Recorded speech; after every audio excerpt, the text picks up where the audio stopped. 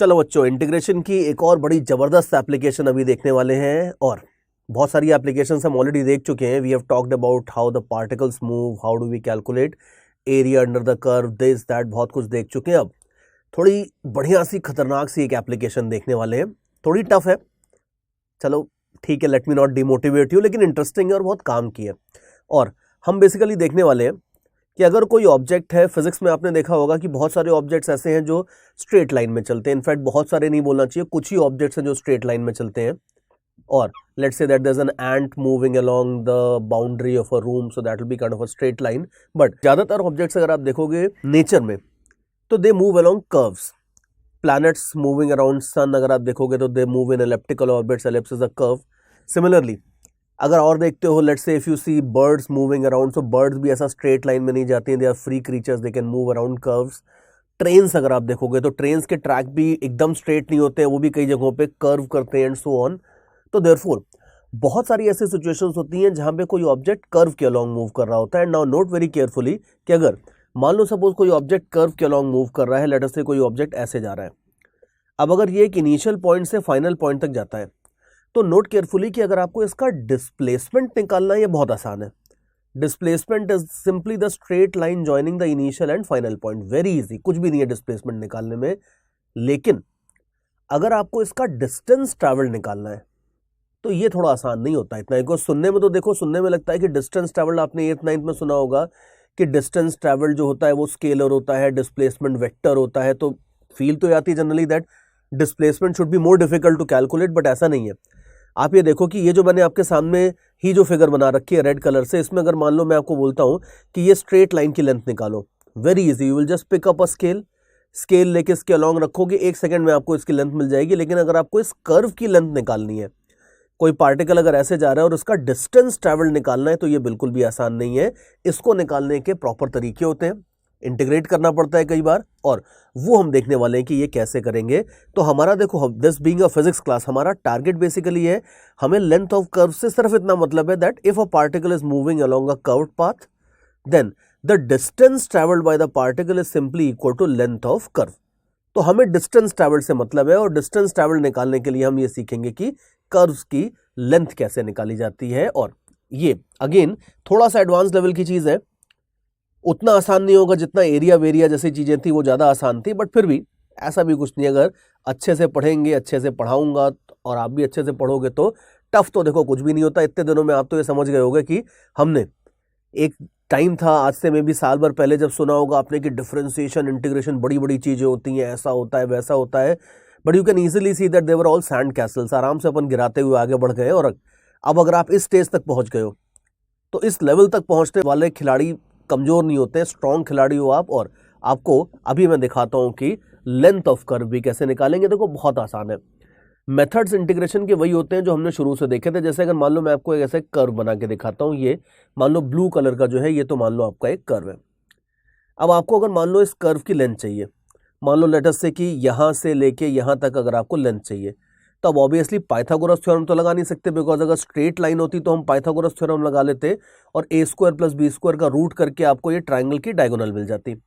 But obviously जो ये blue colour का कर्व है, इस कर्व की लेंथ इस डायगोनल से डेफिनेटली ज्यादा है। तो क्या करेंगे, कैसे निकालेंगे? तो हमेशा अपने इंटीग्रेशन के जो कोर रूल है उसके ऊपर वापस आ जाना चाहिए। जो कोर रूल है, जिसको मैं कभी कभी ब्रह्मास्त्र भी बोल देता हूं, वो ये है कि आपको निकालनी हो जो भी चीज, उसके ऊपर मत करो फोकस, उसके इनफाइनाइटसिमल के ऊपर फोकस करो।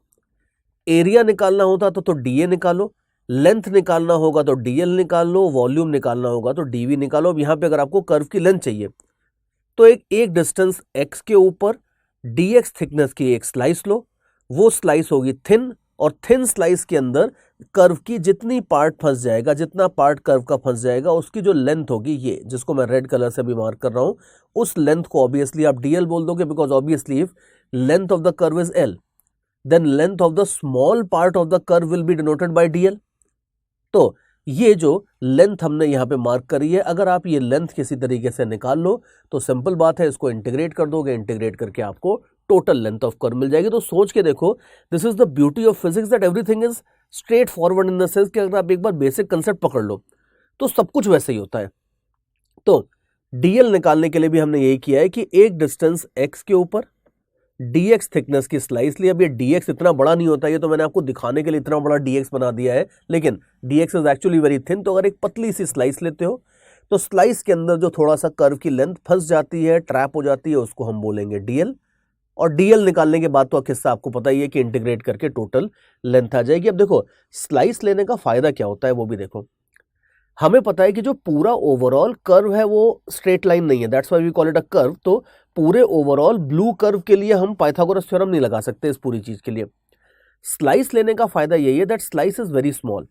तो ये जो ट्रायंगल अपने को यहाँ पे दिख रहा है, ये ट्रायंगल का जो डायगोनल वाला पार्ट है वो एक्चुअली स्पीकिंग हल्का सा कर्व्ड है, लेकिन अगर ये dx और dy बिल्कुल टेंडिंग टू जीरो हो जाता है, it becomes very very tiny and small. तो ये पार्ट को आप अप्रोक्सीमेटली बोल सकते हो स्ट्रेट लाइन, और अगर इसको बोल सकते हो स्ट्रेट लाइन तो पाइथागोरस थ्योरम लगा के हम आराम से डीएल की वैल्यू निकाल लेंगे। ये बात है। तो मतलब देखो स्मॉल स्लाइस लेने का फायदा हम यहाँ पे उठा रहे हैं कि हम ये वाले पार्ट को कर्व की बजाय अप्रोक्सीमेटली स्ट्रेट लाइन बोल सकते हैं। ये फायदा होता है स्लाइस लेने का और कुछ नहीं है। तो पाइथागोरस थ्योरम लगा देते हैं, यू कैन सी। अब पाइथागोरस थ्योरम से आसान तो थ्योरम ही नहीं होती, सिंपल सी चीज है। तो यू कैन सी कि ये जो ट्राइंगल अपने को दिख रहा है, इसका जो बेस है इसकी लेंथ है dx, इसकी जो हाइट है ये हाइट है आपकी dy। तो dx आपको पता है, dy आपको पता है, तो you can easily see diagonal की लेंथ आप आराम से निकाल सकते हो। Base square height square under root will give you diagonal's length. Although ये देखते ही शुरू में देखते ही ना सबसे पहले nobody feels very happy, because see point ये है कि अभी आप 11th के थोड़ा बिगिनिंग में ही हो। तो dx dy हमने सीख तो लिया है, लेकिन अभी भी उतना कंफर्ट लेवल तो नहीं होगा dx dy से जितना मे बी 12th में मैथ्स में पढ़ने के बाद हो जाएगा। तो शुरू में ये इक्वेशन देख के ना अच्छा नहीं लगता किसी को। दे फील कि यार सर dx dy वैसे भी थोड़ी नई चीज है अपने लिए, अब आपने तो क्या किया, उसका dx का होल स्क्वायर कर दिया, dy का स्क्वायर कर दिया। देखो there is nothing wrong in that. dx क्या है, एक स्मॉल लेंथ ही है, dy भी एक स्मॉल लेंथ है। अब अगर एक कोई चीज लेंथ है तो वो स्मॉल हो या लार्ज हो, लेंथ तो लेंथ होती है ना। तो उसको हम A square B square plus B square का रूट कर दोगे तो पाइथागोरस थ्योरम लगा के डायगोनल तो आ ही जाएगी। पाइथागोरस ने ये थोड़ी कहा था कि जो मेरी थ्योरम है वो स्मॉल लेंथ के लिए नहीं चलेगी, हर लेंथ के लिए चलती है। तो सोच के देखो, there is nothing wrong in doing that. ये मैं जरूर मानता हूं कि ये इक्वेशन थोड़ी सी स्ट्रेंज लगेगी, थोड़ी अनकंफर्टेबल सी लगेगी कि यार लाइक व्हाट द हेल यार, कम ऑन dx का होल स्क्वायर कर दिया। ये जरूर मन में आएगा कि ठीक है सर ये तो कर दिया आपने, अब आगे क्या करोगे, इसको निकालोगे कैसे। स्टार्ट करना तो बहुत आसान होता है, लेकिन खत्म कैसे करोगे इसको, तो वो मैं अभी आपको दिखाता हूं। बट सबसे पहले I want you to understand that there is nothing wrong about that, there might be something strange, but वो स्ट्रेंजनेस मैं अभी आपको बताने वाला हूं कि अगले 2 मिनट में वो स्ट्रेंजनेस भी खत्म हो जाएगी। देखो क्या करेंगे, देखो अभी मैं इसको सॉल्व करता हूं। इसको सॉल्व कैसे करेंगे, थोड़ा सा सिंप्लीफाई कैसे करेंगे, वो मैं आपको दिखाता हूं। It's very simple. ये राइट साइड भूल जाओ, राइट साइड यूजलेस है, आप लेफ्ट साइड पे फोकस करो पहले। तो यू कैन सी कि अगर मान लो सपोज ये चीज, अब ये चीज अजीब सी है, तो इसका dx कॉमन ले लो। dx का जो होल स्क्वायर है वो यहां से कॉमन लेके बाहर निकाल लो। तो जब dx का होल स्क्वायर कॉमन लेके बाहर निकालोगे तो dx तो बाहर आ गया, ये dx स्क्वायर की जगह 1 आ जाएगा, और यहां पे डिनोमिनेटर में dx का होल स्क्वायर आ जाएगा। अब dx का होल dy का होल स्क्वायर ऊपर ऑलरेडी है, dx का होल स्क्वायर नीचे और आ गया। तो इसको आप लिख सकते हो dy by dy upon dx का whole square. This is just something like this कि अगर A square by B square है तो इसको आप a बाई बी का होल स्क्वायर लिख सकते हो। तो वो मैंने यहां पे कर दिया। अब आप देखो that immediately as soon as you do this you will start getting more comfortable, because see you are already pretty comfortable with dy by dx. you know that dy by dx derivative होता है, कैसे निकालते हैं वो सब आपको idea है। तो ये इक्वेशन आते ही थोड़ा सा कंफर्ट लेवल बढ़ना शुरू हो जाता है। और इसके बाद बाकी देखो, ये जो dy by dx है इसको हमने ये भी देखा है कि इसको हम कई बार मैथ्स की लैंग्वेज में, मैथ्स वाले लोग इसको स्लोप बोलते हैं, और मैथ्स वाले लोग स्लोप को m से डिनोट करते हैं। अब ये मत पूछना यार कि मैथ्स में स्लोप को s से क्यों नहीं डिनोट करते, m से क्यों डिनोट करते हैं, वो देख लेना आप जो भी है, लेकिन मैथ्स वाले लोग स्लोप को m से डिनोट करते हैं। तो ये जो चीज़ है आपकी, इसको आप चाहो तो root of 1 plus M square भी लिख सकते हो। ऑल्दो पर्सनली फिजिक्स वाले लोग जनरली इसको ऐसे ही लिखते हैं जैसा मैंने ऊपर लिखा है, इस तरीके से हम लोग इसको लिख लेते हैं। तो यू कैन सी कि अगर आप dx कॉमन ले लोगे तो आपकी इक्वेशन ये हो जाएगी, और ये इक्वेशन देखने में ज़्यादा कंफर्टेबल लग रही है, because now it is in terms of dy by dx and everything. And further you know very well कि अब इसको लेफ्ट साइड में, राइट साइड में, दोनों साइड कर दो इंटीग्रेट। तो इंटीग्रल dl आपको l दे देगा, और राइट हैंड साइड तो हम सॉल्व करते रहेंगे। तो हमारी जो पिक्चर है वो क्लियर होती जा रही है। और आपने ये भी देखा होगा कि स्लाइड पे मैंने राइट साइड में भी कुछ लिखा था, वो मैं अभी नहीं दिखाने वाला हूँ, वो थोड़ी देर बाद हम उसके ऊपर वापस आएंगे। पहले स्टेप बाय स्टेप चलते हैं, इसको आप समझ लो, उसके बाद उस चीज को अपन बाद में देखेंगे, अभी थोड़ी देर में will come back to it. तो अब नेक्स्ट स्लाइड में मैंने कुछ भी नहीं है, मैंने इसका इंटीग्रल करके लिख दिया। जो फाइनल रिजल्ट है वो आप देख लो, फाइनल रिजल्ट आ जाता है आपका इस तरीके से।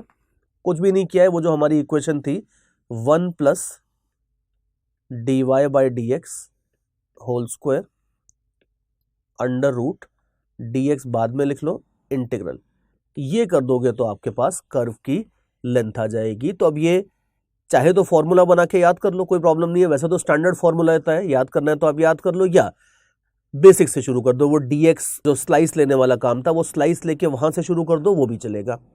तो दोनों में से जो ठीक लगता है, जैसे भी ठीक लगता है। Personally I always like to start from basics.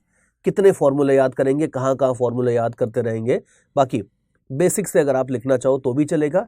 ये रिजल्ट तक तो मैंने इसलिए डिराइव कर दिया so that you should be comfortable with it. और थोड़ा सा आई वुड से कि अराउंड 30-40% कंफर्ट लेवल आना शुरू हो गया होगा आपको यहाँ पे, लेकिन 100% कंफर्ट लेवल तब आता है फिजिक्स में जब हम एक आध सॉल्व्ड एग्जाम्पल देखते हैं। तो now let me show you a solved example. ठीक है, एक एग्जाम्पल लेके दिखाता हूं, तब थोड़ा सा आपको एग्जैक्टली आइडिया लग जाएगा कि भाई करना क्या होता है। देखो, आपको अभी देखो कि एक क्वेश्चन दिख रहा होगा सामने, एग्जाम्पल 1, और खतरनाक सी लैंग्वेज है, पता नहीं क्या क्या लैंग्वेज दे देते हैं लोग फिजिक्स में, कई बार डराने के लिए देते हैं, कुछ काम नहीं होता इसका। क्वेश्चन ये है that find the arc length of the semi cubical parabola y equal to X raise to 3/2। Now the first point, JEE में भी कई बार ये ऐसे बड़े बड़े वर्ड्स देते हैं जिनका कोई यूज नहीं होता। अगर मान लो मैं इसकी बजाय ये सब रामायण गाने की बजाय मैं सिंपली ये बोल देता find the arc length of the curve this much, ये पूरा हटा ही दूं, अगर यहाँ से इस कर्व का नाम हटा दो तो कोई फर्क नहीं पड़ता है, क्वेश्चन तो सेम ही है। तो ध्यान रखना, जेई में भी ये कई बार ऐसे बड़े बड़े वर्ड चिपकाते हैं, आपको डरना नहीं, अपने को छोड़ दो, उनको कोई फर्क नहीं पड़ता। सेमी क्यूबिकल हो या हाइपर क्यूबिकल हो, उससे क्या फर्क पड़ता है। कर्व की इक्वेशन दे दी है, यूज तो इक्वेशन ही करनी है ना ultimately. So let's stick to the equation here. Basically ये है कि अगर आपको एक किसी भी कर्व की आर्क लेंथ निकालनी है, आर्क लेंथ का मतलब होता है लेंथ ऑफ कर्व बेसिकली, तो कैसे निकालोगे। अब जो भी कर्व है आपको, ये कर्व है, अगर आपको अभी अभी हमने थोड़ी देर पहले देखा था कि जो लेंथ ऑफ कर्व का रिजल्ट था वो था integral of root of 1 plus dy by D X whole square, ऐसा ये इंटीग्रेट करना था अपने को। नाउ नोट केयरफुली कि अगर y है आपका x रेज टू 3/2, तो इसको जरा डिफरेंशिएट कर लो, dy बाई डी एक्स निकाल लो, ये हो जाएगा 3/2 x raise to half. See length of curve निकालना is very simple if you understand just one very basic idea that कि आपको dy बाई डी एक्स निकालना होता है और उसको यहां पे डाल के आगे सॉल्व करना होता है, दैट्स बेसिकली नथिंग। तो dy बाई डी एक्स आप देखो, dy बाई डी एक्स आपका ये है। अब ये dy बाई डी एक्स निकाला है, इसको स्क्वायर भी कर लेते हैं। हाँ, एक और मिसकंसेप्शन है छोटा सा, कई बार गलती कर देते हैं बच्चे इसमें, ध्यान रखना कि हमें dy बाई डी एक्स का होल स्क्वायर करना है, D square Y by D X square नहीं निकालना है। सेकंड डेरिवेटिव निकालने को नहीं बोल रहा हूं, फर्स्ट डेरिवेटिव का स्क्वायर एक अलग चीज होती है, सेकंड डेरिवेटिव एक बिल्कुल अलग चीज होती है। तो आपको निकालना है यहां पे dy बाई डी एक्स का, यानी कि स्लोप का स्क्वायर, ये हो जाएगा 9/4x। और अब इसको आप उठा के यहां पे पुट करो और आगे सॉल्व करो। ध्यान से देखना कि अगर एक बार थोड़ी थ्योरी समझ गए तो टफ नहीं है प्रॉब्लम स्ट्रेट फॉरवर्ड है, कुछ भी नहीं है इसमें।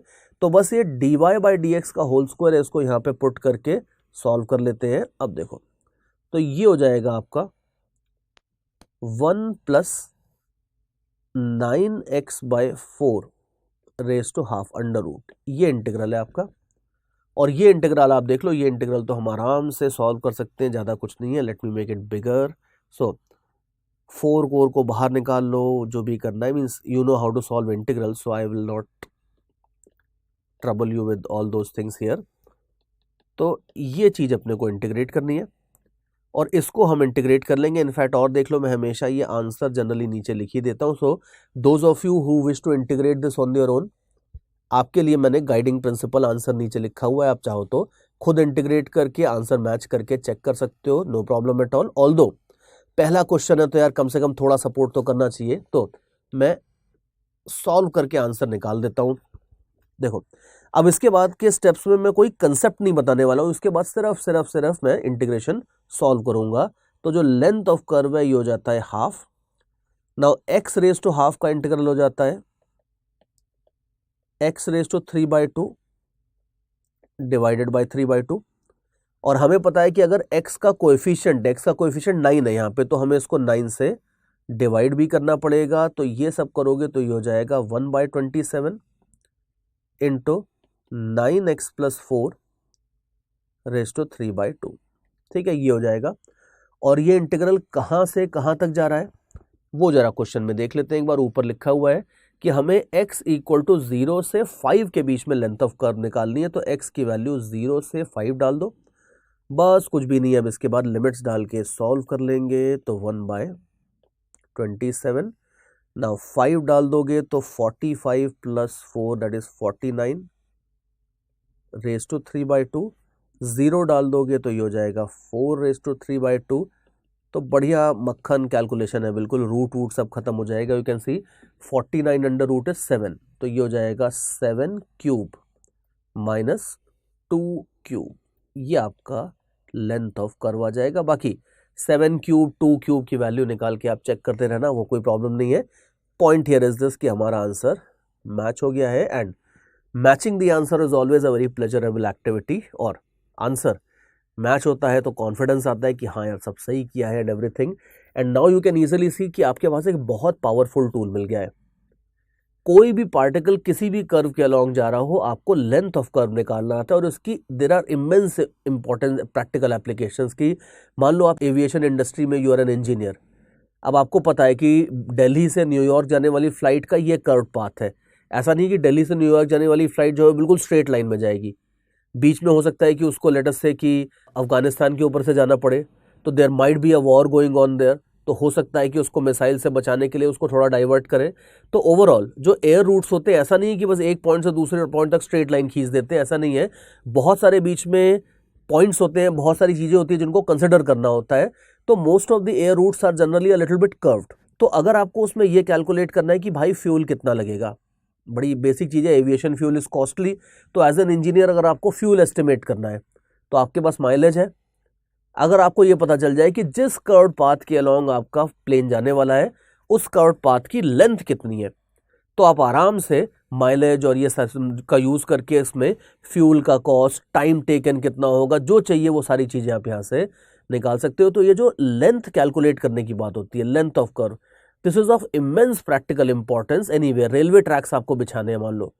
अब रेलवे ट्रैक्स बिछाने में कॉस्ट आता है, और वो कॉस्ट किसके ऊपर डिपेंड करता है। अगर आपको Delhi to Bombay railway track बिछाना है तो स्ट्रेट लाइन तो रेलवे ट्रैक होगा नहीं हर जगह, तो जिस भी कर्व के अलोंग जाएगा उस कर्व की लेंथ अगर आपको निकालनी आती है तो आप आराम से एस्टिमेट कर सकते हो कि कितना कॉस्ट आएगा प्रोजेक्ट का। उस हिसाब से you can start your project and so on. So that kind of planning and project building can be very easily taken up as an engineer, अगर आपको ये लेंथ ऑफ कर्व निकालना आता हो। तो ये सारी चीजें जो अपन फिजिक्स में देख रहे हैं, चलो एक एग्जाम्पल और देखते हैं लेंथ ऑफ कर्व निकालने का।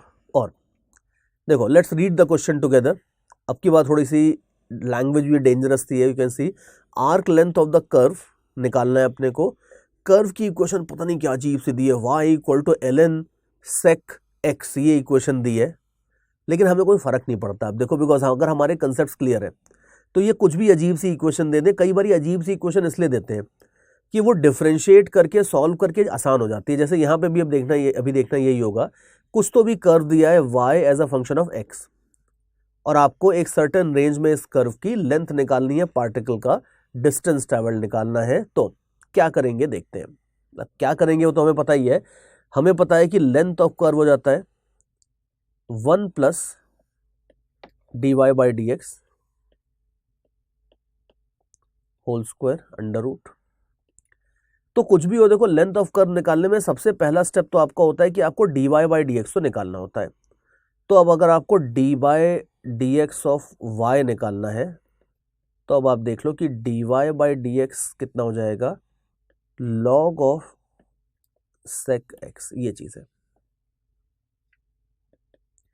Now you know how to differentiate this thing. इसको आप चेन रूल लगा के आराम से डिफरेंशिएट करो। log ऑफ समथिंग का डेरिवेटिव होता है 1/समथिंग, और समथिंग के डेरिवेटिव से मल्टीप्लाई कर दो। अब सेक थीटा का या सेक एक्स का जो डेरिवेटिव होता था ये होता था sec X tan x. So if you differentiate it dy by D X आपको मिल जाएगा tan x के बराबर। आप खुद ही देख लो कि क्वेश्चन देखने में शायद अजीब लग रहा होगा कि यार अजीब सी इक्वेशन दे रखी है कर्व की log of sec x, like why are they complicating things? They were not complicating things, they were making things easier for you, because ये dy बाई डी एक्स है। अब इसको अपन यहां पे पुट करने वाले हैं इसके स्क्वायर को, तो पुट कर दो, यू विल सी कि लेंथ ऑफ कर्व आ जाएगा आपके पास 1 plus tan square x under root this. You can easily see कि चीजें काफी आसान होने वाली है, because 1 plus tan square X को देखोगे तो ये sec स्क्वायर एक्स हो जाएगा, उसका रूट लोगे तो ये और भी आसान हो जाएगा। तो डेलिबरेटली इन्होंने जो फंक्शन दिया था वो थोड़ा कॉम्प्लिकेटेड लग रहा था, लेकिन उससे डरना नहीं है। वो कई बार फंक्शन इस हिसाब से कॉम्प्लिकेटेड देते हैं कि जब उसका यूज करके आप सॉल्व करोगे क्वेश्चन तो वो क्वेश्चन के कैलकुलेशंस आसान हो जाते हैं। और आगे देखो, अब इसके बाद feel free to solve it yourself, because इसके बाद ज़्यादा कुछ कंसेप्ट बचा नहीं है। तो I just finish the question, but इसके बाद अगर आपको खुद सॉल्व करना है तो आप कर सकते हो। ये हो जाता है आपका अल्टीमेटली इंटीग्रल, हमें सेक एक्स का इंटीग्रल करना है, ये हमारा फाइनल रिजल्ट आ गया। और बस लास्ट में देख लो कि अब ये सेक एक्स का इंटीग्रल इतना आसान नहीं होता है अनफॉर्चुनेटली, इसीलिए क्वेश्चन में उन्होंने दे दिया है। क्वेश्चन में ध्यान से देखो, मैंने आपको दे दिया है इसी कि सेक एक्स का इंटीग्रल कितना होता है। Once you do integration in mathematics then ये सब इंटीग्रल आपके लिए बिल्कुल बच्चों वाले इंटीग्रल होंगे। लेकिन अभी हमने इस तरह की कोई चीज़ देखी नहीं थी तो मैंने, और फिजिक्स में इसकी इतनी रिक्वायरमेंट भी नहीं होती है, कहीं अगर रिक्वायरमेंट होती है ऐसे अजीब अजीब इंटीग्रल्स की तो उनका इंटीग्रल दे देते हैं अपन स्टूडेंट्स को। तो देयरफॉर यू कैन सी कि सेक एक्स का जो इंटीग्रल होता है ये हो जाएगा आपका log sec X plus tan X. Question में उन्होंने यहाँ पे मॉड भी लगा रखे हैं, लेकिन मॉड का मतलब ये है कि आपको पता है कि log के अंदर नेगेटिव चीज नहीं आनी चाहिए, तो log के अंदर नेगेटिव चीज से बचने के लिए वो मॉड लगा देते हैं, उससे कोई ज़्यादा हमें फर्क पड़ेगा नहीं, हम वैसे भी नेगेटिव चीज़ नहीं डालेंगे। तो ये हो जाता है L का वैल्यू। ठीक है, अब इसमें लिमिट्स डाल दो, लिमिट्स हैं आपकी x equal to 0 to pi by 3। ठीक है, तो जरा लिमिट्स डाल देते हैं, लिमिट्स डाल के हो जाएगा, पहले अपर लिमिट डालते हैं, पाई बाय 3 मीन्स 60 डिग्रीज, तो सेक 60 degrees. Now you know that cos 60 degree होता है हाफ, तो सेक 60 डिग्रीज करोगे तो हो जाएगा 2, tan 60 डिग्रीज, tan 60 डिग्रीज हो जाएगा √3। तो ये अपर लिमिट आ गई। लोअर लिमिट देख लो, 0 डाल दो, सेक 0 मतलब cos 0 का रेसिप्रोकल, cos 0 होता है 1, तो सेक 0 भी हो जाएगा 1, और tan 0 हो जाएगा 0। तो यू कैन सी कि सेकेंड वाला टर्म आ जाता है, सेकेंड वाले टर्म में log के अंदर आ जाता है 1। You know that log 1 is 0, तो आपका फाइनल आंसर क्या हो जाएगा, ln 2 plus √3।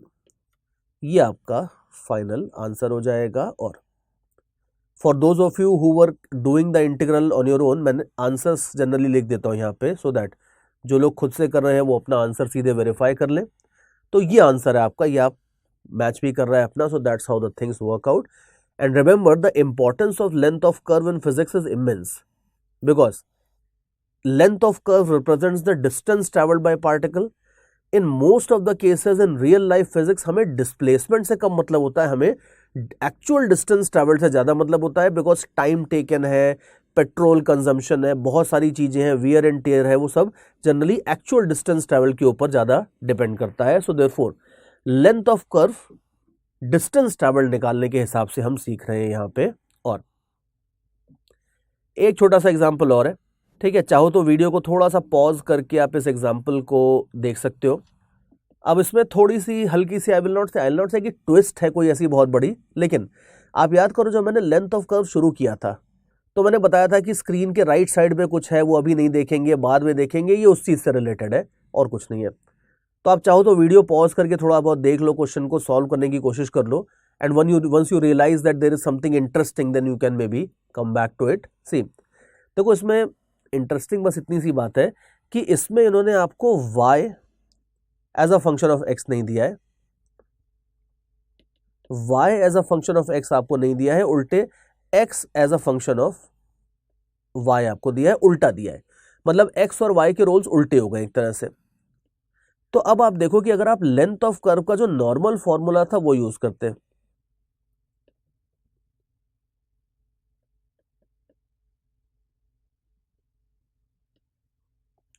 Length of curve का अगर मान लो ये वाला फॉर्मूला यूज करते हैं, तो इसमें आप देख लो कि इसके अंदर dy बाई डी एक्स निकालना थोड़ा मुश्किल पड़ेगा, बिकॉज ये इक्वेशन है, इस इक्वेशन को अगर आप डिफ्रेंशिएट करोगे तो आ जाएगा dy by D x, but थोड़ा घुमा फिरा के आएगा। तो आप निकालना चाहो तो dy बाई डी एक्स निकाल के उसको इधर सब्स्टिट्यूट कर दो, there is no problem in that, but there is an alternate way.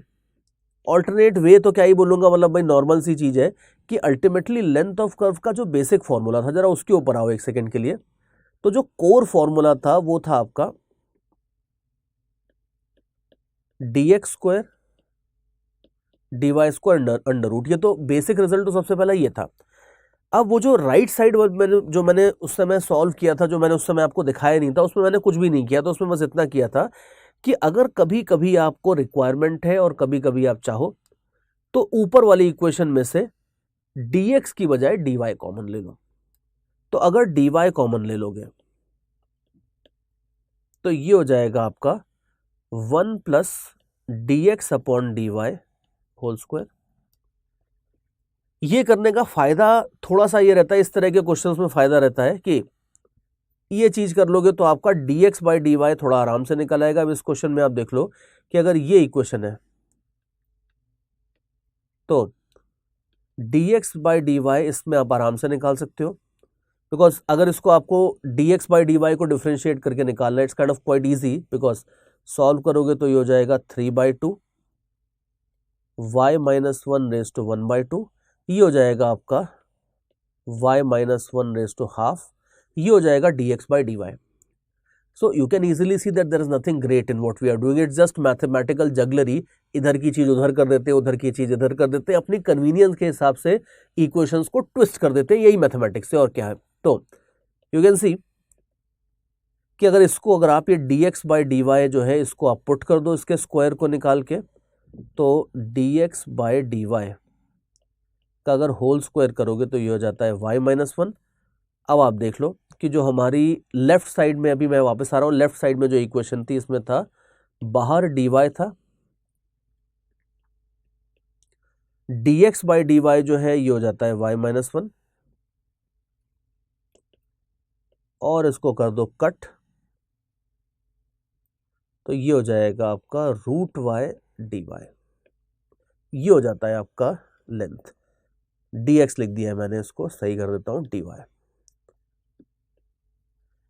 Again I would repeat कि जरूरी नहीं है कि आप ऐसे ही करो, your job is not just to blindly follow whatever I am teaching, your job is basically to understand the concept, और उसके बाद उसको थोड़े बहुत अगर आप अपने हिसाब से ट्विस्ट एंड टर्न करोगे तो और अच्छा है, आप और ज्यादा सीखोगे। तो देयरफॉर ये एक तरीका था क्वेश्चन को सॉल्व करने का। दूसरा ऑप्शन है कि आप इसमें dx को ही कॉमन ले लो और इसको थोड़ा इंटरचेंज करके dy बाई डी एक्स निकाल के डाल दो, शायद उससे भी हो जाएगा, आई डोंट नो, चेक करके देख लेना। लेकिन हमेशा you should keep on exploring, you should keep on checking that when you watch my lectures, important concepts आप यहाँ से उठाओ, सीख लो, लेकिन blind following is never recommended anywhere. थोड़ा बहुत आप अपने हिसाब से चीज़ों को ट्विस्ट एंड टर्न करते रहो, थोड़ी थोड़ी अनएक्सप्लोर्ड जगहें खुद एक्सप्लोर करते रहो, तो आपको ज़्यादा मज़ा भी आएगा सब्जेक्ट में, आपकी ज़्यादा ग्रोथ भी होगी, मेंटल ग्रोथ भी आपकी ज़्यादा होगी। बट चलो फाइनल अपन नॉकआउट पंच देते हैं, उसको ख़त्म करते हैं। रूट वाई का इंटीग्रल तो आप देख लो, रूट वाई का इंटीग्रल तो सोते सोते भी अपन सॉल्व कर सकते हैं, y raise to 3/2 divided by 3/2 which is like 2/3 y raise to 3/2, और लिमिट्स डाल दो, लिमिट्स हो जाती हैं 1 to 4, तो बस लिमिट्स डाल दो, ख़त्म ही करने वाले हैं काम। तो यू विल हैव 2/3 और 4 raise to 3/2 minus 1 raise to 3/2, so you will have 4 raise to 3/2 is 8, 1 raise to 3/2 is 1, तो ये हो जाता है 7 into 2 दैट्स 14 डिवाइडेड बाय 3, तो ये आ जाती है आपकी लेंथ ऑफ कर्व। आसान है। तो देखो इस क्वेश्चन में हल्की सी नई बात तो ये थी कि बस आप हर बार dx को ही कॉमन लो बाहर और dy बाई डी एक्स निकालो, इट्स नॉट नेसेसरी। आप dy को कॉमन लेके कभी कभी उल्टा काम भी कर सकते हो, अगर रिक्वायर्ड है तो हम ऐसे की बजाय वैसे भी जा सकते हैं और इस तरह से काम हो जाएगा। So this is another example. और अब इसके बाद आपका काम है, आपका रोल तो पता ही है आपको कि बार बार मैं ये बोलता हूं, बट बार बार बोलना बहुत जरूरी है बिकॉज कई बार बच्चे भूल जाते हैं कि उनको भी काम करना है। तो ध्यान रखना, 10% मैक्सिमम 15% उस चीज की इंपॉर्टेंस है जो मैं आपको पढ़ाता हूं, या कोई भी टीचर जो आपको पढ़ाता है उसकी इंपॉर्टेंस 5-10% 15% से ज्यादा नहीं होती है। रिमेनिंग 85 to 95% इंपॉर्टेंस इस चीज की होती है कि आप अपने एंड से क्या करते हो। तो देयरफॉर अब आपके कर्म का समय आ चुका है। तो ये क्वेश्चन आपके सामने है 3, और इन तीनों क्वेश्चंस को आप वीडियो को पॉज करोगे, पॉज करके आराम से इन तीनों क्वेश्चंस को सॉल्व करो। Take your time, there is no hurry. तीनों क्वेश्चंस को सॉल्व करो। ये आसान नहीं है बिकॉज लेंथ ऑफ कर्व आप देखना, हर बंदे को लेंथ ऑफ कर्व निकालना आता ही नहीं है, जरूरी नहीं है आता हो। बहुत सारे आपके ऐसे दोस्त होंगे जिनको एरिया अंडर द कर्व निकालना आता होगा as an application of integration, लेकिन लेंथ ऑफ कर्व और इस तरह की एप्लीकेशन तक शायद वो पहुंचे ही नहीं हो। तो ये पार्ट ऐसा है जो आसान नहीं है। तो देयरफॉर गिव योरसेल्फ टाइम। अगर इनके आंसर्स, इनमें से 3 में से अगर आप एक क्वेश्चन का भी आंसर निकाल देते हो तो you are doing a great work. 2 के निकाल देते हो तो अमेजिंग, और 3 के बारे में तो मैं कुछ बोलूंगा नहीं। अगर तीनों के निकाल देते हो तो फिर तो अलग ही लेवल पे बात हो रही है। ये है, तो ये तीनों के आंसर्स आप निकालो, फिर मैं आपको दिखाता हूं आंसर्स। तो चलो, आंसर्स आपने अब तक निकाल लिए होंगे। Let me show you the answers now. ये बात देखो, ये तीनों आंसर्स है। अब जरा चेक करके देख लेना कि 3 में से कितने सही हैं। एक भी अगर सही कर दिया है तो ये लेक्चर आपका काम हो जाएगा, बिकॉज एक भी अगर सही कर दिया आपने इसमें तो इसका मतलब है कि कंसेप्ट तो सीख गए हो और घुमा फिरा के आप इस चीज को यूज कर लोगे। और अगर एक से ज्यादा ही सही कर दिया तो then that's totally amazing. And so this takes care of your this part. Length of curve निकालना हमने इस तरह के ऑब्जेक्ट्स के लिए सीख लिया है। एंड चलो, will and the session here. Thank you.